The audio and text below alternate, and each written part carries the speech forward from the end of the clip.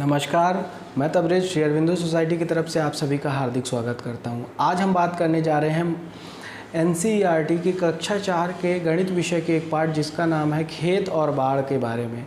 आज हम इस पाठ को बताते हुए प्रयोग करने जा रहे हैं इनोवेटिव पाठशाला लेसन प्लान के अंतर्गत प्रयुक्त नवाचार थीम आधारित उपस्थिति का।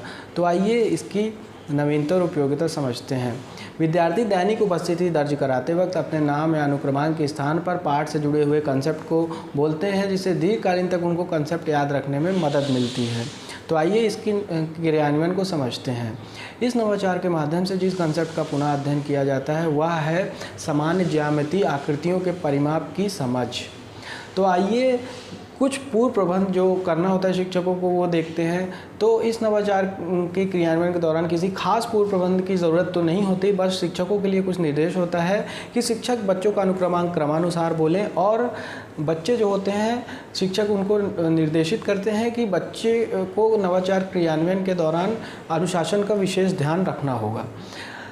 फिर बात आती है नवाचार के क्रियान्वयन के। तो शिक्षक क्रियान्वयन के दौरान बच्चों का अनुक्रमांक बोलते हैं। तो अनुक्रमांक जैसे अनुक्रमांक 1 बोला शिक्षक ने, तो अनुक्रमांक 1 वाला बच्चा अपने स्थान पर खड़ा हो जाएगा और अपने क्रमांक को वर्ग की आकृति की लंबाई मानकर उस वर्ग का परिमाप निकालेगा। उदाहरण के तौर पे अनुक्रमांक 1 शिक्षक ने बोला, तो अनुक्रमांक 1 वाला बच्चा अपने स्थान पर खड़ा होगा। अब चूंकि अनुक्रमांक 1 में 1 है तो वर्ग की लंबाई क्या हो गई, 1। तो वर्ग की लंबाई 1 हो गई, तो उसका परिमाप निकालते हुए बच्चा बोलेगा वर्ग का जो परिमाप होगा वो होगा 4, क्योंकि लंबाई 1 है तो परिमाप 4 हो जाएगा। तो इस तरीके से सारे बच्चे एक एक करके खड़े होते जाएंगे और पाठ में आए कंसेप्ट का पुनः अध्ययन करते जाएंगे, जिससे दीर्घकालीन तक उनको कंसेप्ट याद रखने में मदद मिलती है और बच्चे आनंद के साथ इस गतिविधि का क्रियान्वयन भी करते हैं। तो ये था नवाचार का क्रियान्वयन। तो आइए जानते हैं कि इससे कौन कौन से सीखने के प्रतिफल प्राप्त होते हैं। पहला, सुनी एवं पढ़ी रचनाओं घटनाओं की विषय वस्तु के बारे में बच्चे बातचीत करते हैं, तर्क देखते हैं एवं निष्कर्ष निकालते हैं। दूसरा, बच्चे भाषा की बारीकियों को समझते हैं एवं अपनी खुद की भाषा निर्मित करते हैं। तीसरा, बच्चे अपरिचित शब्दों से परिचित होते हैं एवं उनको शब्दकोश से भी खोजते हैं। तो ये थे सीखने के प्रतिफल। आइए जानते हैं कि इस नवाचार के माध्यम से कुछ जो विशेष ध्यान रखना चाहिए इस नवाचार के क्रियान्वयन के दौरान शिक्षकों को, वो क्या है। पहला, प्रस्तुत पाठ खेत और बाढ़ को पाठ्यक्रम के अनुसार निर्धारित माह में करवाया जाना चाहिए। दूसरा,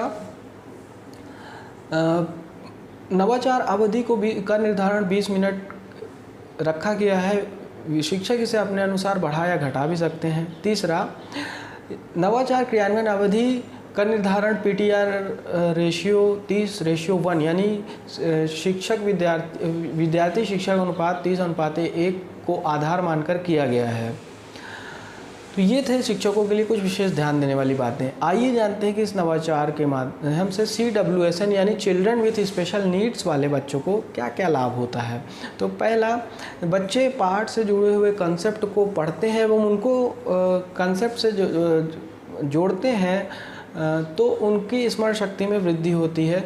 दूसरा, थीम आधारित उपस्थिति न केवल नए नए शब्दों को याद रखने का एक अच्छा तरीका है, बल्कि यदि कोई बच्चे उच्चारण के दौरान शब्द को भूल जाता है या उसे उच्चारण में कठिनाई होती है, शब्द के उच्चारण में कठिनाई होती है, तो बच्चे उसकी मदद भी करते हैं। तो ये था नवाचार का क्रियान्वयन।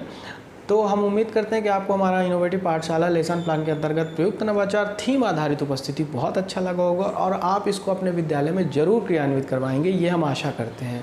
तो ऐसे और भी रोचक वीडियो देखने के लिए आप हमारे ZIII यूट्यूब चैनल को सब्सक्राइब कीजिए और यदि ये वीडियो आप हमारे ZIII फेसबुक चैनल के माध्यम से देख रहे हैं तो हमारे ZIII फेसबुक चैनल को लाइक कीजिए। आपका वीडियो देखने के लिए बहुत बहुत धन्यवाद।